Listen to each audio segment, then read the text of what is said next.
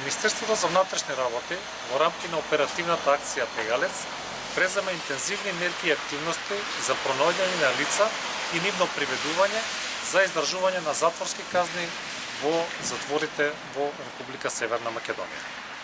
Во периодот од 15 септември до 1 октомври пронајдени и приведени се 59 лица, кои што потоа се спроведени до соодветните институции.